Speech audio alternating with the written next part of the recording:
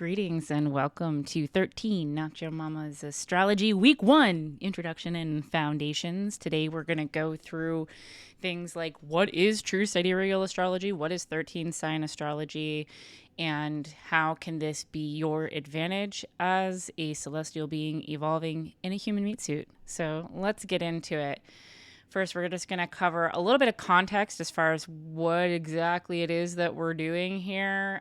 So first and foremost, there's going to be a variety of people listening to this and taking this course. Some of you know me personally. Some of you are new to my orbit through TikTok. Some of you have seen me in person circles or events. And so there's going to be different levels of knowledge as far as who I am and what I'm doing. So if you're totally new, I am Lumi, and I am a metaphysical polymath, okay? So I'm autistic, human behavior, and metaphysics are my special interest. So astrology is actually the newest area of study for me, but with the gift of pattern recognition and the level of academic intelligence that I possess, it's one, really easy for me to learn these things. And two, because I studied a whole bunch of other stuff before I studied astrology, it just makes sense because it all fits within the pattern recognition. I actually studied human design out of these different like divination or, systems that we can use to understand ourselves and what we're doing here, our purpose, our dharma, our challenges, our gifts, all of that. So I studied human design first really deeply starting in 2020, and then I got into the gene keys and the tarot and like numerology and how all these different patterns play out. And then through using those systems with my own self, people around me, one-on-one clients, I was like, I should probably just learn astrology because all these systems are rooted in astrology. So that's what I did. It came to me fairly intuitively. I know how to study.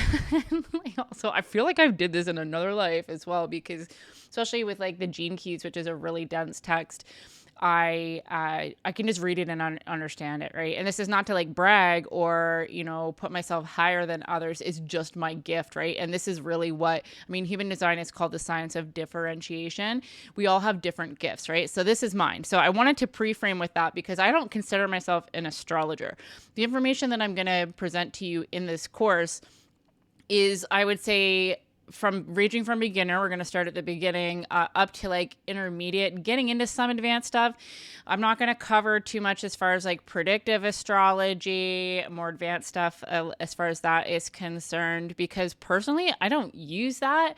And I'm not really interested. Probably down the road, I will learn that as well. But if you are interested in going further and becoming like niched into astrology or becoming an astrologer yourself, I would recommend Isaac Rodriguez. He's my teacher, and he is a freaking genius. Even just his course is really educational as well. Other sources that are really good are Athen Chimenti from masteringthezodiac.com and Dr. Danny. I don't know what her last name is. She just goes by Dr. Danny. So I will provide these resources in more detail in whatever materials you're getting this video from. Okay, so I'm teaching beginner to intermediate astrology, but also through an intuitive lens. So I learn everything through pattern recognition. Like, I have a very zoomed out perspective.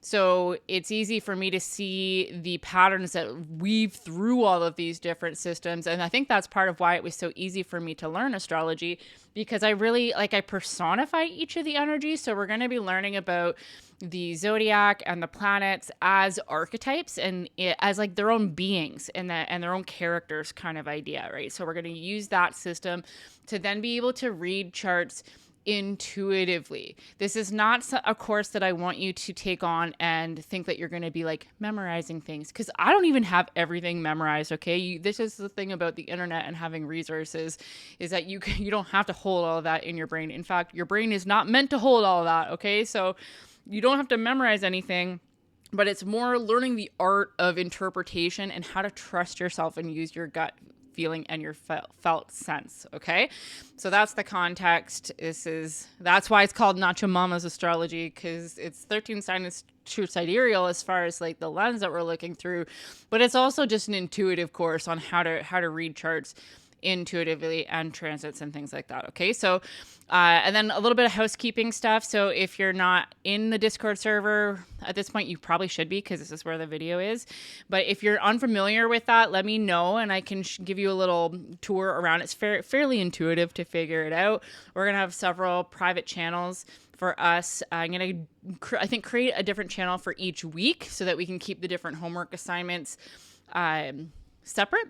And then the next point is participation. Okay. So you get what you give kind of idea. If you're taking this course and you're just like observing it, you're not going to integrate the information. This is the problem with intellectualization. And honestly, the way that we've been taught to learn, okay, the academic system, memorization, regurgitation, right? It's all useless in the long run if you're not integrating this information. So I invite you to participate to your fullest. This next 7 weeks, I'm going to be actively engaging with the homework to help you understand this.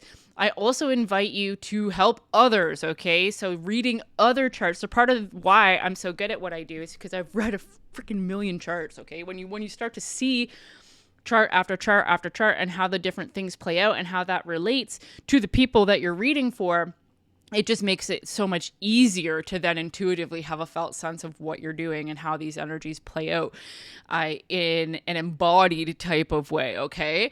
And now on the next note, confidentiality, okay? We're not sharing people's birth charts. We're not sharing anything that is coming from this group externally, other than, like, feel free to talk about what you're learning or share snippets as far as things that you're picking up from the course. Because, I mean, that's kind of what some of you are doing in this first round anyways for me.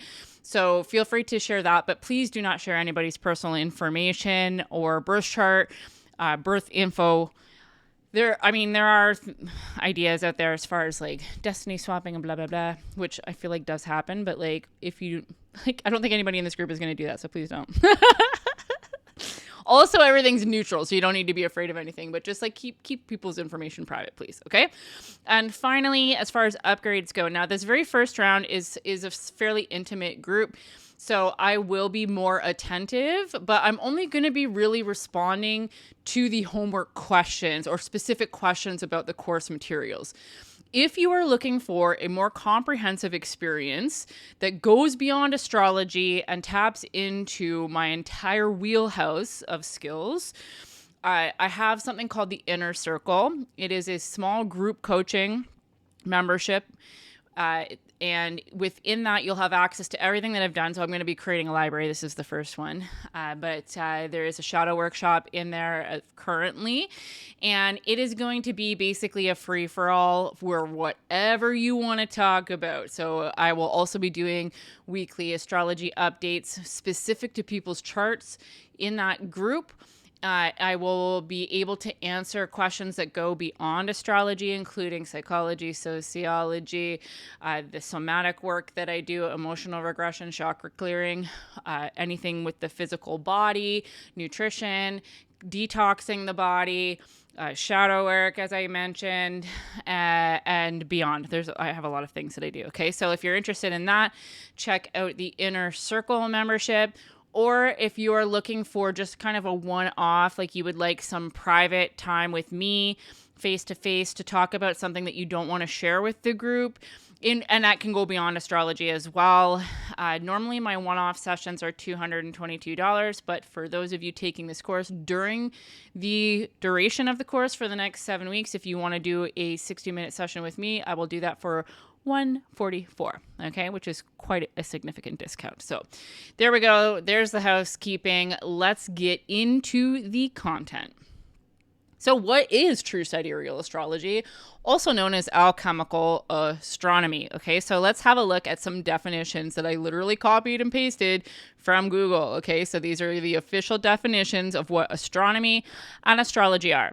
So we can see here that astronomy is the branch of science that deals with celestial objects, space, and the physical universe as a whole. Astrology is the study of the movements of and relative positions of, I can't read, celestial bodies interpreted as having an influence on human affairs and the natural world. Okay, so it's basically astrology is the interpretation of astronomy and applying it to human life, essentially, and the patterns that happen in human life, okay? Now, astrology, as most people know it, tropical or Western astrology, is not astrology by this definition, because it has nothing to do with the celestial bodies.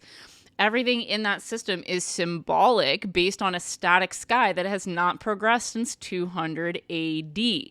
Sidereal, the word sidereal, means of the stars. Tropical is not sidereal. It is not of the stars.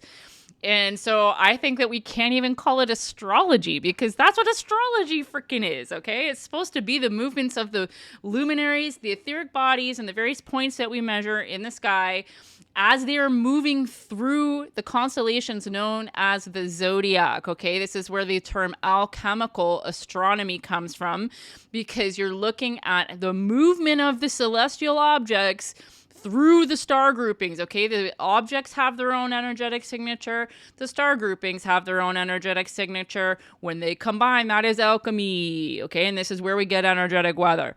This is how astrology is meant to function. This is why it is a thing. The way that tropical functions is based on lines drawn in the sky, mathematics and calculations that are dependent on computer programs in order to make it work, okay? Now, the aspects, how they move in relation to each other is legit. Okay, then this is why it like tracks, is because they give us enough information that it resonates like 75%, right? But it's just a bit discordant. This is really that is the inverted society in a nutshell, right? So like when you're looking at like whether a certain planet is opposing another planet or different aspect patterns that are presented in tropical astrology, you're going to see that same pattern in true sidereal or sidereal as well, which we'll get into the difference between that in the next slide. But they're not actually moving through whatever constellation they're saying. So like when they say in tropical that the full moon is in Gemini, for example, it's not. It's in a part of the sky that they have measured as Gemini, right? When you look at your rising sign in tropical, it is not actually what the rising sign is. That is meant to be whatever constellation is rising on the eastern horizon at the moment you are born. The moment you go through that portal and you enter the neutrino stream, whatever constellation is on the eastern horizon, that's your rising sign. Again, in tropical, it's just a line in the sky that they measure based on timing and a calendar and a clock, essentially. So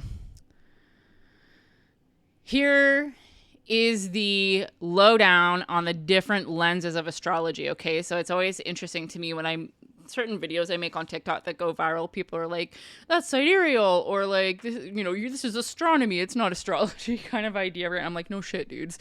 So what is the difference, okay? Tropical astrology, I just described basically, okay? So it is a static system, it is symbolic, it is fixed to the calendar. So every year, March 21st, the vernal equinox, the spring equinox, is the beginning of Aries season. Okay, so and then every sign has 30 degrees.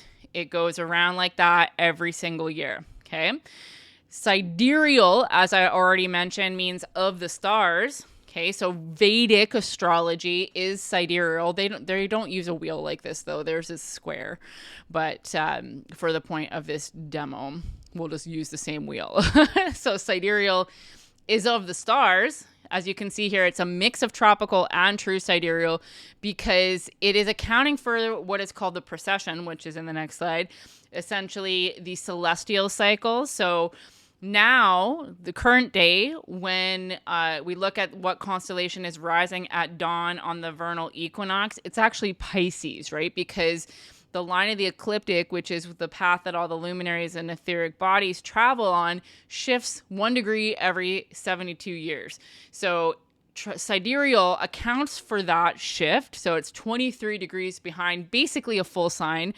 Not quite always, though. Like if you had a planet or a placement at like a high degree of a certain sign, it would still be in that sign, but at the lower degrees or decans of it. Okay, so Vedic is sidereal in that sense because it's tracking the stars, but it is not accounting for the varying sizes of the constellation. So when you use an astronomical star charting app or a telescope and you actually look at the sky, you can see the constellations are different sizes. Okay, so this is important when you're measuring the alchemical energetic weather effects, right? So like it takes the moon twice as long to get through Pisces as it does to get through Aries, for example, because Pisces has like 42 degrees and Aries has 18.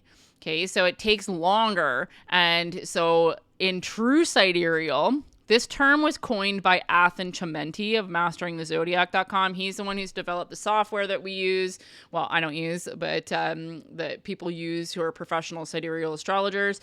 The birth chart generator that you're always seeing that I use is from masteringthezodiac.com. It's the only one that I'm aware of on the internet at this point that has the uneven zodiacs. You can see on the outside of the wheel here, not every sign is 30 degrees. And we also have this guy here, Ophiuchus, the 13th sign. Okay, because there is an anomaly, a pattern interrupt within the zodiac, creating a spiral dynamics effect, a death and rebirth cycle. So you can see here, even just size-wise, Scorpio and Ophiuchus are like very small individually, right? Like they take up less space or the same amount of space as Aries as a whole, and Aries is a small constellation, right? So it's like a week and 2 weeks depending on which lens you're looking at, the IAU or the midpoint system on masteringthezodiac.com. So True Sidereal includes Ophiuchus and the uneven zodiac.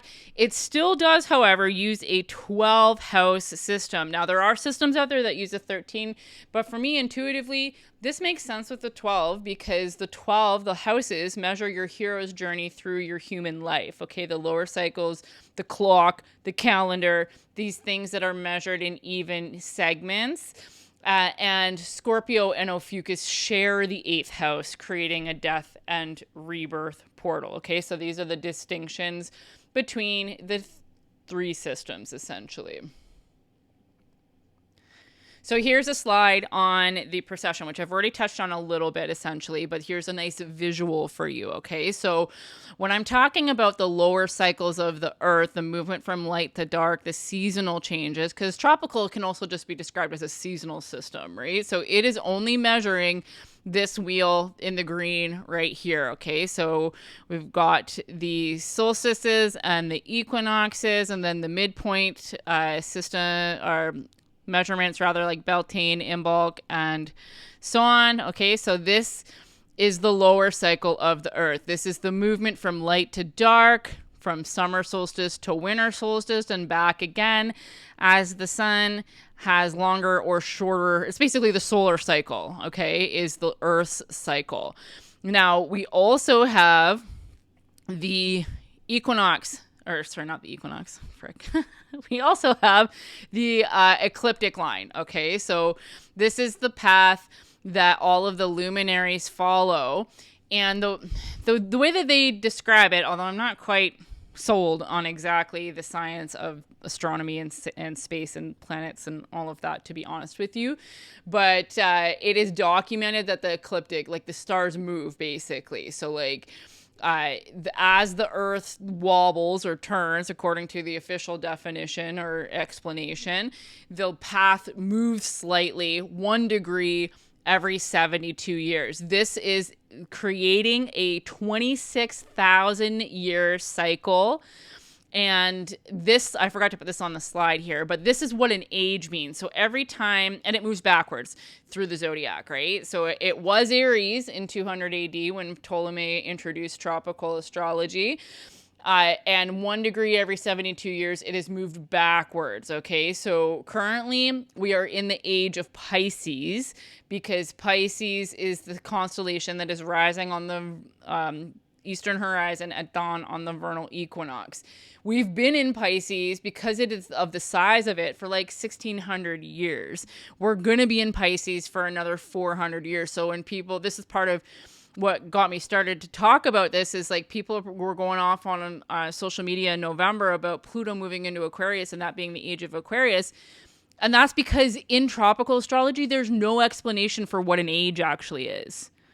because an age is when the constellation changes at the vernal equinox. And in tropical astrology, it never changes. So, of course, they had to change that into something else. And somehow Pluto got put into that mix. But the Pluto has nothing to do with what age it is. Pluto has a very minimal impact on us as humans because it is an outer planet, right? And it moves so slowly. So that whole, like, all of the sensationalism around Pluto being in Aquarius, if you look at the folded comments on the couple videos I have on TikTok about that, where I'm like, Pluto's not in Aquarius, guys, people lost their shit. Like, people were being real mean, like lots of insults. Like, people going off. One lady commented like 100 times on that post saying to everybody else that I am ruining everybody's day and that I'm evil and that I'm just trying to like rain on people's parades. But that's part of the problem. That's part of why I had to speak up, is because like astrology is not meant to be totally predeterministic like that, right? Like, you don't need a planet in any position to do anything. Ultimately, you are the curator of your experience, right? So that is another thing, as far as like going back to the very beginning of today's lesson and the context of this course, is like, I don't want you to become rigid in this system either, right? Because maybe it's not totally right? It is a new science, and it's a small community that is looking at this. The resonance appears to be a lot deeper, but ultimately, you are everything, and nothing outside of you has control over how you feel and what you can do, right? But you can use these energies as a tool to, it's kind of like the weather, basically, is how I describe it, right? So it's like Pluto being in Capricorn as it is right now is it's like creating predispositions or a climate which will allow for the dismantling of the old oppressive systems of patriarchy and like hustle and grind and masculinity and doing energy, right? So like it basically just curates certain conditions that make things easier or more challenging. But remember, ultimately, you control how you feel and what you can do in any given moment. Nothing is fatalistic or predetermined. Predetermination and free will exist at the same time. I kind of see it like like one of those choose your own adventure type books, right? Where there's like only so many options, but like you can choose within those options. So that's predetermination and free will at the same time. Okay. So that's basically when I'm talking about precession, that's what this is referring to, this 26,000 year cycle that moves backwards through the zodiac. That's why it's called precession, not procession, right? Because it's going backwards through the zodiac. In 400 years, we're going to be in the age of Aquarius. My teacher, Isaac Rodriguez, has a theory about resets and cataclysms happening at the change of an era or an age as well, which would make sense. So, but that goes beyond the scope of this course. If you have questions about that, reach out to me. All right, let's move forward. The other aspect of this, so the precession is one thing that we account for, and then we also are including Ophiuchus, okay? Ophiuchus is the pattern interrupt. It is, the pattern interrupt is a really important part of quantum physics. Otherwise, you just have a wheel, right? Like it just goes around and around and around with no choice point to choose differently and evolve, essentially, okay? So as far as the myth of Ophiuchus, it is known, I guess I'm going to refer to it as it, because it really is gender neutral, honestly, when it comes down to it. I'm in a couple of Facebook groups of professional sidereal astrologers or people who are interested in 13 sign astrology. So I often see there's lots of debate or discussion around these sorts of things, right? And I recently commented on this because I presented a talk on this lens of astrology at a women's festival, and I basically share what I'm going to share with you guys today, okay? So, the serpent bearer itself, as far as the Greek myth goes, is associated with Asclepius, okay, the Greek god of medicine, who learned how to resurrect the dead from observing a serpent, which is, the serpent has been demonized as well, right? Like it's been cast as like an evil character, but it's actually very mystical and feminine. Like the rebirth energy comes through the serpent as well, right? So the serpent was taught Asclepius how to resurrect. Zeus was like, no, we can't do that. That disturbs the balance of life and death, and killed Asclepius, right? And so that's where the myth of Ophiuchus comes from. And it's always depicted as a man holding a snake, right? I tried to find an image of like it being feminine, and I could not. That was suitable for this, right? So it's depicted as a man holding a snake, but the essence of it is feminine, okay? It is located directly over the galactic center, which is a black hole, okay? And here is where the law of three and fourth way teachings come into this conversation. So in the fourth way mystery school tradition, there's a bunch of different laws of the universe, like how things work, right? And you either look at it like mathematically, musically, or color theory wise, right? And so the law of three is one of those foundational laws, and it states that for anything to come into being, there's three opposing forces. One part doing masculine, outward, contracted force, one part feminine, receiving, expansive force, and one part neutral, just blank force, right? So like neutral incubating force. So the best example of this is conception, right? To make a baby, you've got sperm, you've got egg, you've got womb kind of idea. So in the terms, or in the sense of Ophiuchus's location in the universe, a black hole is a feminine, enveloping, expansive force. It's a vacuum. It pulls in. This is the feminine energy, okay? Everything is born through a portal, like a black hole. Essentially, that feminine essence is what everything comes through.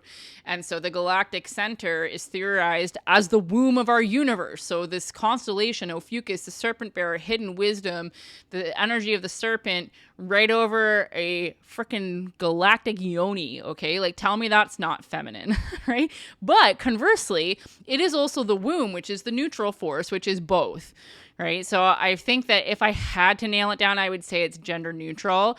And it is basic, and I mean, that fits also. We'll get into more of the specifics of the archetype Ophiuchus as we go through the course, but it is, it doesn't have a modality.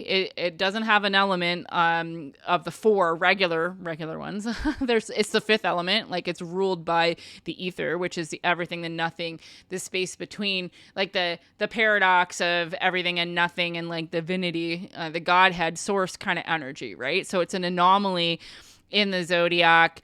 As I mentioned already, it shares the sky with Scorpio, and it creates a death and rebirth cycle. So again, we're going to get into the nitty gritty of this as we go through the course, but basically by following the hero's journey of the zodiac, technically in the order, Scorpio is 8 and Ophiuchus is 9.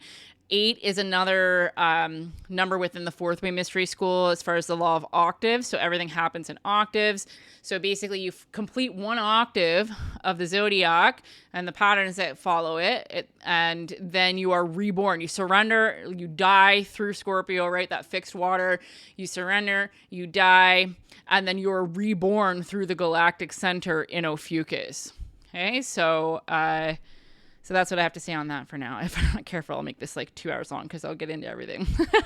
It's just the intro. It's just the intro, Lumi.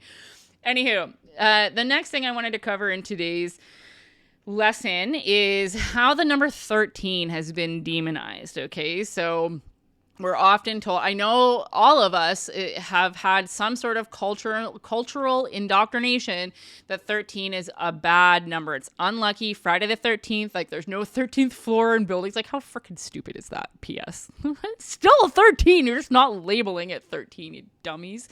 Anywho, okay, so like there's been a concerted effort to make the 13 seem like a bad thing, right? And we've been told that the 12 is a pure, beautiful, perfect, cosmically right number, right? Like the 12 disciples of Jesus, because Christianity is it, apparently.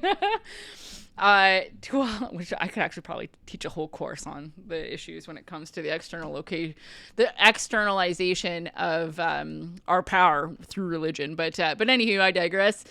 The 12 disciples, the 12 months in the year, the 12 signs in the zodiac. I think there's more examples. Those are just the ones I could think of off the top of my head. But in fact, when you look at these things through a different lens, they're actually all 13, right? So like when you include Jesus is 13, right? Like Ophiuchus as Jesus, the death and rebirth.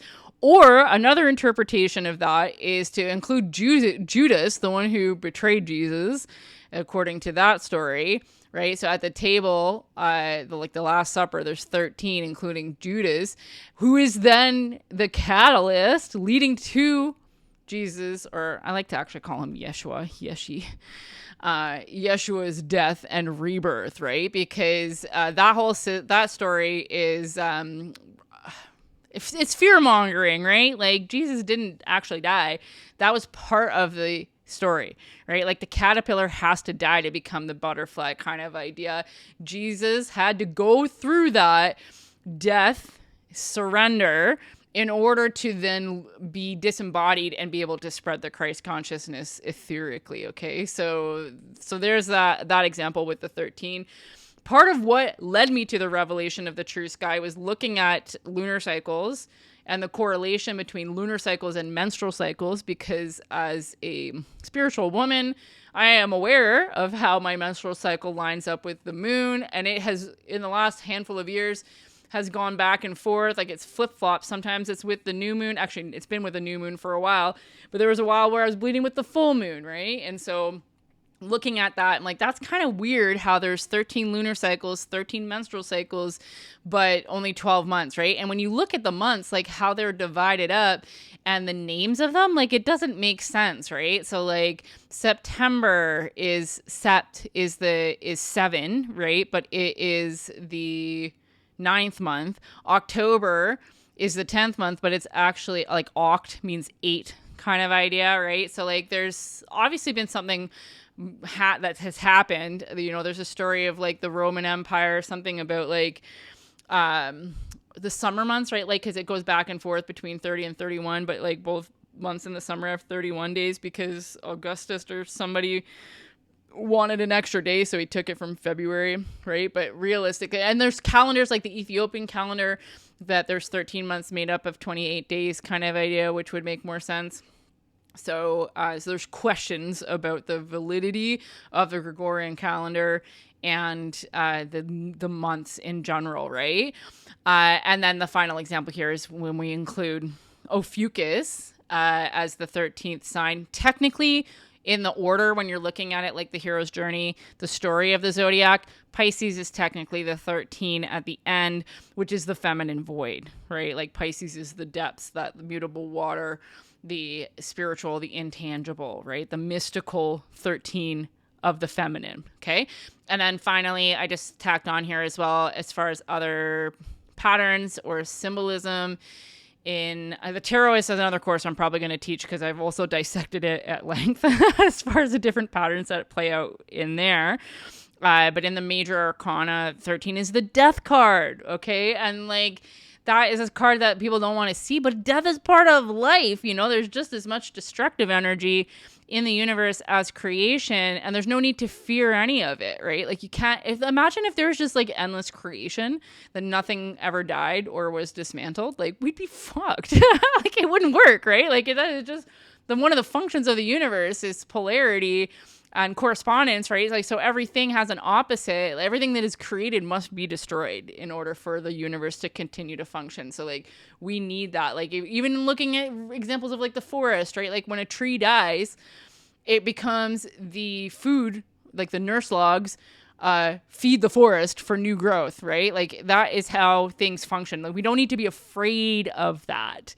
That is part of life. And nothing is ever really destroyed totally anyways. It just changes. So that's what I have to say on that. Okay, so the next aspect of this introduction or like foundation of what we're doing here with alchemical astronomy, true sidereal astrology, is something that if you've consumed my content, you've probably heard me talk about this. So this, I think I even said it actually at the beginning here, how tropical astrology reinforces the wheel of Samsara. And when you include Ophiuchus as the choice point, the wild card, the rebirth portal, it becomes spiral dynamic. So what are these concepts, right? The wheel of Samsara comes from like Tibetan philosophies, Hinduism and Buddhism, right? So it's this idea that is this wheel up here at the top. And so it basically is like the physical world, and even just the imagery here, right? Like this friggin' demon like holding the wheel, okay? Like it's basically you're trapped in your physical body This, like, samsara is like materialism. It is production. It is consumption. It is a karmic loop driven by materialism, okay? Desire, fear, and attachment to the material world. That is all being stuck in the 3 lower chakras, okay? Your root, your sacral, and your solar plexus govern the physical world. They make sure you don't die and that you maintain your connection with your body, which is important. We are in bodies to have experiences, right? You can't, when you lose your humanness, the game ends, right? Like, you don't get to have fun or tactile experiences when you don't have a body, right? So we need that aspect. But humans are meant to operate in the physical body and beyond. So the heart, as far as your chakras go, is your astral bridge. And then the throat, Anya, and crown, or third eye, I call it Anya because I learned human design before I learned any of this stuff, are the etheric chakras, right? So, like, we're meant to be able to have access to that, and it's kind of like an evolution, right? But when you are stuck in the lower dimensions, using your brain, the brain in your head also, the human body has 3 brains, right? Like the gut, the heart, and the actual brain that we're taught is everything.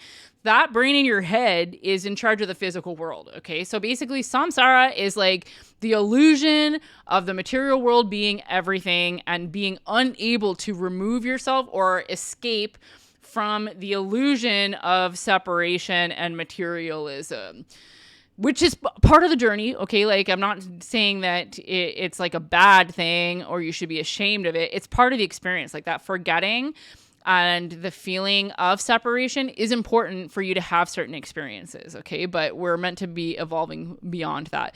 And that is where spiral dynamics comes in, okay? So this is basically taking the idea of this, right? So the world, the universe happens in repeating patterns, right? Never-ending patterns that, sorry, my kid turned off do not disturb. I don't want anything to pop up. So never-ending patterns in a circle, right? This is like the law of octaves comes in here as well, or the Enneagram in 4th way. So it's like circle, you're presented with predispositions and certain things happening, right? And in spiral, in the Wheel of Samsara, you have no choice. It just happens over and over and over again, and you're never evolving. Right? In spiral dynamics, you're having the same patterns happening, but there's choice points along here where the pattern slows down and you can choose differently. Once you attend to your lower needs, right? If you look at the order of how these things play out, it's basically your chakras, even the color coding of this, right? Well, kind of, because the purple down here shouldn't be in the red. But anyways, roughly, it's this idea that by satisfying your physical needs, creating safety in your body, you can create choice points or slow down the wheel so that you can see where you can choose differently and move up into a more enlightened state of being. Okay, that is the goal. It's kind of what we're doing here. Most of us, anyways. If you're listening to this, that's probably what you're doing. There's people who are playing roles where they're not becoming enlightened because of the polarity. Okay, we need people to be asleep just as much as we need them to be awake. But if you're listening to this, you're probably one who's evolving and becoming enlightened. But don't let that become, what is the word? You're not better than anybody, basically. Nothing is better than anything. Everything is neutral inherently. It's all just a certain role, okay? Spiritual egotism, that was the word that it was escaping me there, right? So it's not like, I'm enlightened, I'm better than you. No, I'm just playing that role, okay? So it's like enlightenment basically is creating more space in your being, and that comes from safety and choosing differently, okay? Choosing to see the interconnected nature of humanity. So my understanding of tropical, the zodiac, is that it does not create that choice point because it's a static system. It doesn't evolve capturing the celestial cycles. It is keeping humans in the lower cycles of the earth. And whenever I think of that, I always think of this friggin' engraving, the Flammarion engraving, which is by apparently an unknown artist, a wood engraving. And this is kind of the tip of the iceberg. Okay. This is the first real thing that I'm talking about, but I'm going to talk about some other stuff soon as far as false timelines, resets, the old world Tartaria kind of idea, right? The idea that a lot of the history that we're told is made up. And that a lot of the materials that we have from the past are actually from a different civilization. But anywho, the point is that there's this mysterious engraving that nobody knows who made it. in a book that was published in 1888, right? And it's this man or figure, I'm assuming it's a man, poking his head out of the physical world. Okay, when I imagine or when I talk about the tropical false matrix and like the false reality or being stuck in the lower three dimensions, the physical world, the movement from light to dark, this is what I imagine. Okay, but there's all this shit going on out here that we're missing, right? This is the celestial cycles. This is the movement from light to dark, and humans are meant to be able to transgress this medium. Okay, and that is when you're enlightened. Right? You're not like an ascended master. You haven't lost your humanness, or like in Gene Key's terms, this would be living in the shadow. This is like the gifted state when you're kind of in between. And then when you reach the acidic states of anything, you lose the game. Well, I shouldn't say you lose the game. It's kind of like winning the game, I guess, depending on how you look at it. But you're not in the game anymore because you lose your body. Right? So we're meant to have access to both of these. Isaac Rodriguez, I'm getting worked up here. Again, my teacher has a theory. He has got a lot of really interesting information out there. And he's very, very humble, very, very bright man. And he sees things like I do as far as pattern recognition goes. So he has a theory about, and he's found evidence for this in different old texts, art, Renaissance stuff. He's even gone to Egypt and looked at like hieroglyphs and things like that to find proof of these things. But he basically sees the 12 zodiac as a belt that reinforces this line.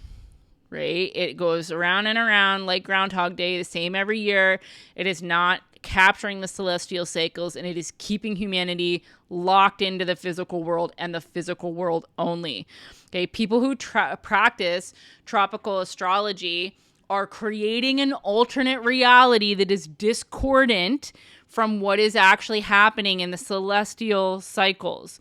Confirmation bias and self-fulfilling prophecy are the psychological terms that explain how this is happening, because you'll get, whenever you start talking about this stuff, and I'm assuming most of the people who are taking this course are going to start talking about it eventually, right? The difference here, you're going to get pushback from people who are overly identified with the archetypes and the patterns that they feel like they are, or they've built a career and an identity around being a professional tropical astrologer, and they will not be able to entertain anything different because of confirmation bias and self-fulfilling prophecy. Okay, confirmation bias is the idea that the brain in your head wants to save energy. It is in charge of the physical world. It wants you to eat, have babies, don't die, seek pleasure, right? Be comfortable, save energy. It cuts corners like crazy. Okay, I have a background in psychology. That is my formal education. I have an honors BA in psychology. I did a minor in sociology. I was intending to be a community psychologist, bringing together the micro and the macro.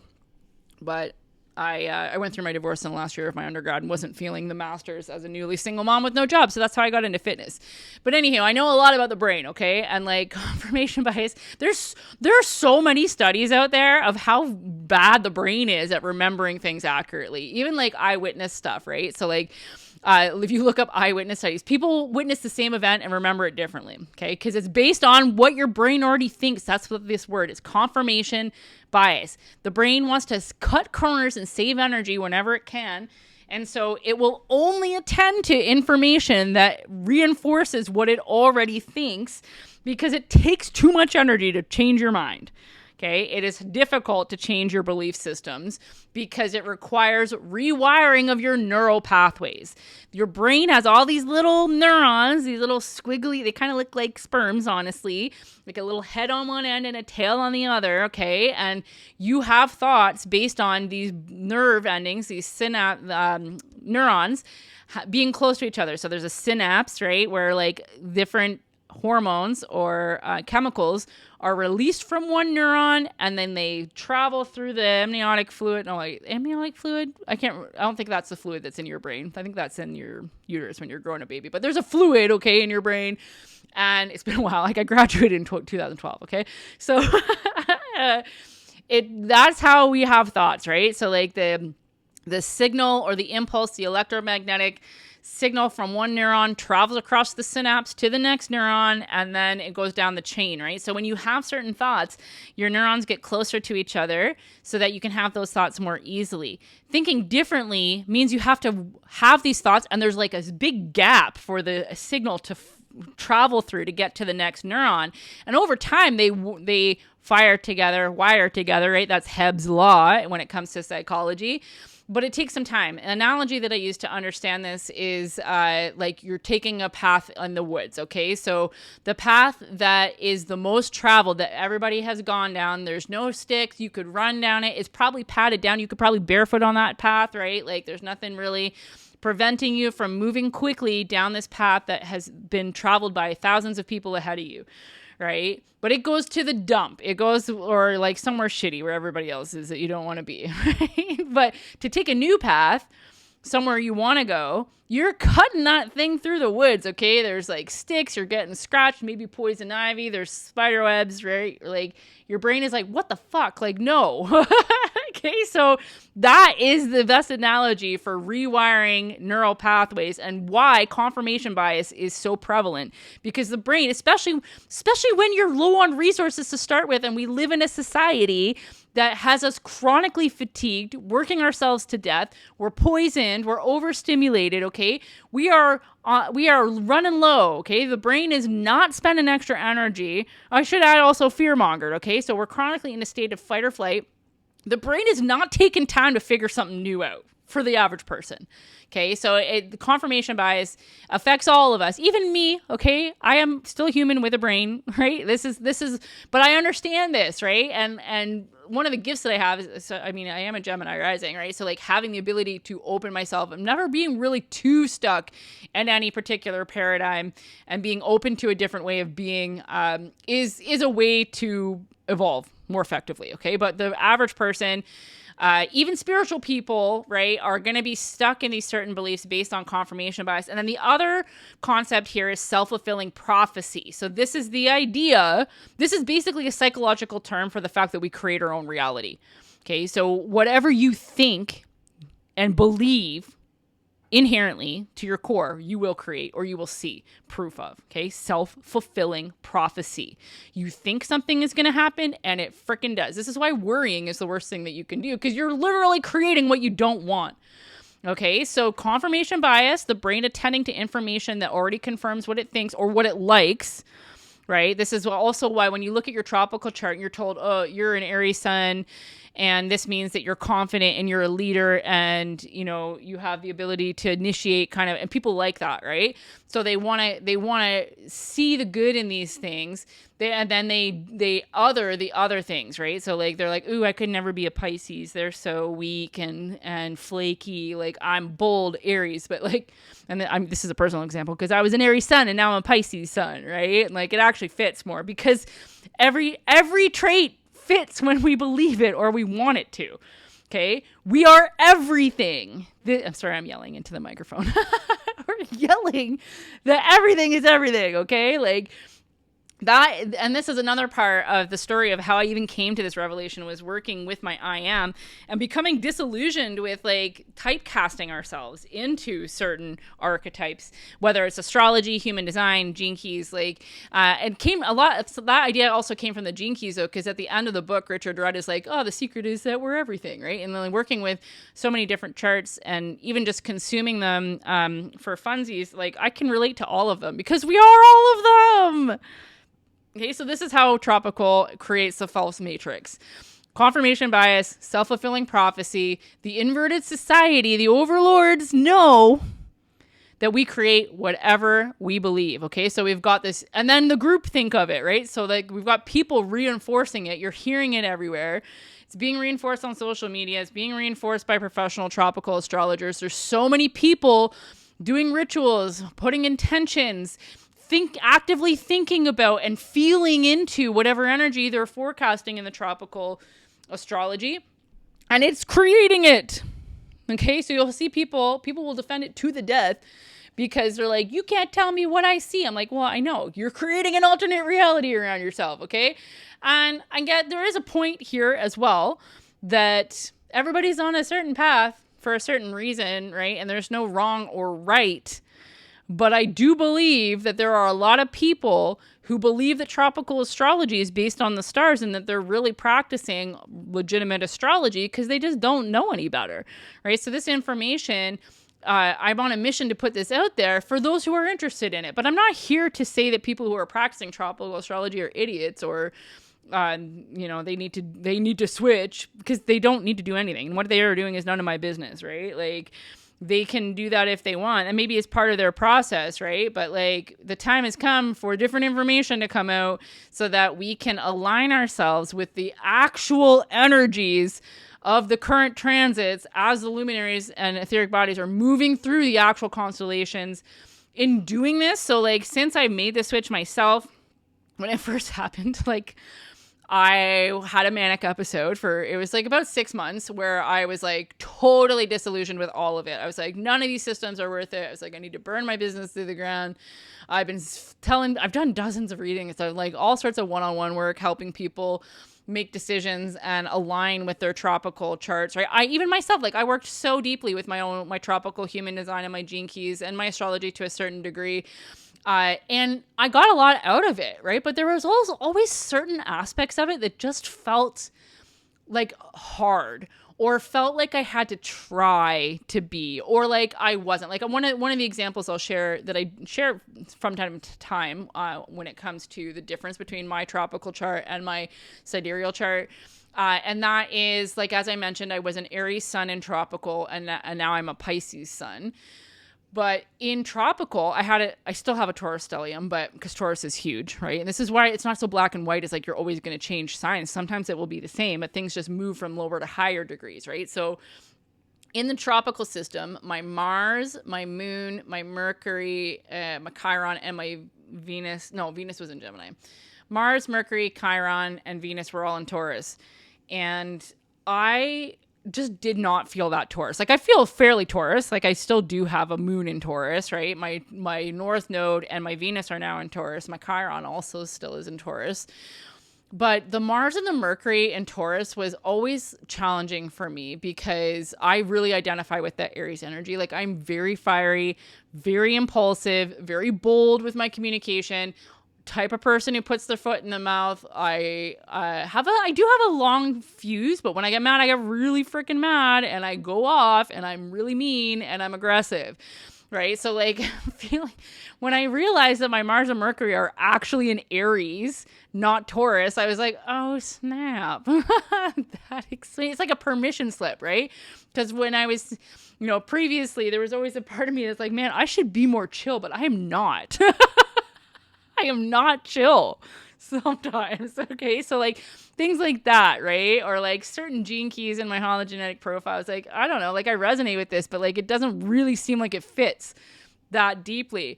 Right. And now I've worked actually with 3 versions of my human design and my gene keys, because I first learned how to switch it to just sidereal, and then I learned how to manipulate the software to get the closest vernal point to using the 13 sign system with the uneven zodiac, and that one's, it's just a little bit deeper resonance.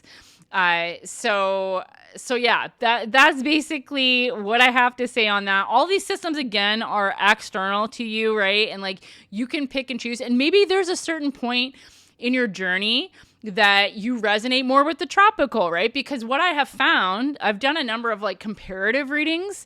When I first started getting into this, I was like, okay, how do these charts compare? So I did readings for people based on looking at both systems. And it seems to be that the tropical versions represent our matrix selves, which makes sense given the fact that it is encapsulating us in the lower cycles, right? So a lot of the interpretations, and even people will say this like often in the comments whenever I have a video that pops off, they're like, well, tropical is for the mind, the psychology, right? Which is the physical world. Okay. The brain, as I mentioned, is in charge of your survival. It is fallible. It is not going deep. It is don't die, have babies, seek pleasure. Okay. So when you're looking at your tropical, the resistance or the stickiness or certain shadow aspects of different aspects, represent your wounding or seem to, anyways, I should say, nothing is really a fact here, okay? The patterns that I am recognizing are that it seems to represent your matrix self or the wounded self or the self that had to protect itself kind of idea, right? So that is basically what we're going to do as far as this week's homework, okay? So if you haven't already, generate your new birth chart from masteringthezodiac.com and compare it. Bonus points if you make like a little side by side. I use Canva, any sort of like image generating thing, right? Where you can put your true sidereal birth chart next to your tropical birth chart. And I want you to go through it point by point and see what has changed. What has stayed the same? As I mentioned, certain constellations are huge, right? So like Taurus, and Leo are both like over 30 degrees. Virgo and Pisces are 41 and 42 degrees, right? So if you've got placements in either of those and any of those energies, they might be the same, especially if they're at the higher degrees, right? Now they'll just be at the lower degrees. So what's changed? What has stayed the same? Is there anything that you're really surprised by? Or is there anything that, like, when I realized my Mars and my Mercury were in Aries, I was like, oh, snap. Like, that makes sense, right? Like, so any big surprise, anything that you're like, no way, and anything that you're like, oh, yeah, way. Okay? And then finally, the fifth question here involves some shadow work. Okay, a big part of resistance that people have to this system is that they have in-grouped or out-grouped certain archetypes based on confirmation bias. Okay, so when you are told that you are something and you want to be proud of yourself, right? You only see the good in what you are.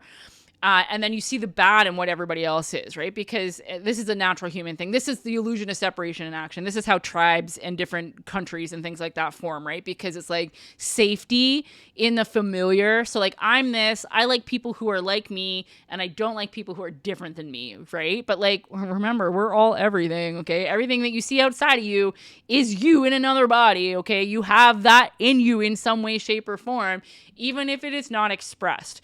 Right. So like I've introduced people to this who it seems to be people in Sidereal who have like Virgo or Virgo stelliums.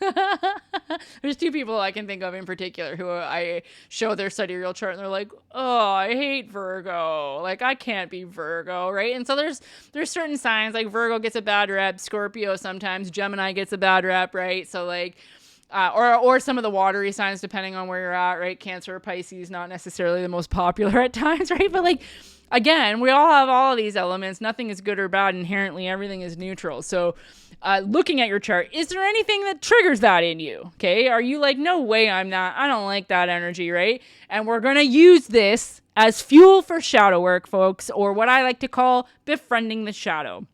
Okay, because you're all everything. There's nothing bad about anything. Everything has an exalted and a shadow state. Okay, so what I want you to do, this is where the participation comes in here. We have 7 weeks together. The Discord channels that I've created are free, like a free for all. I'm going to do my best to respond to everything, but I would love it if you guys interact with each other also, because we learn from other people. It is not a guru type situation. Okay, we're here as a community to share and learn collaboratively.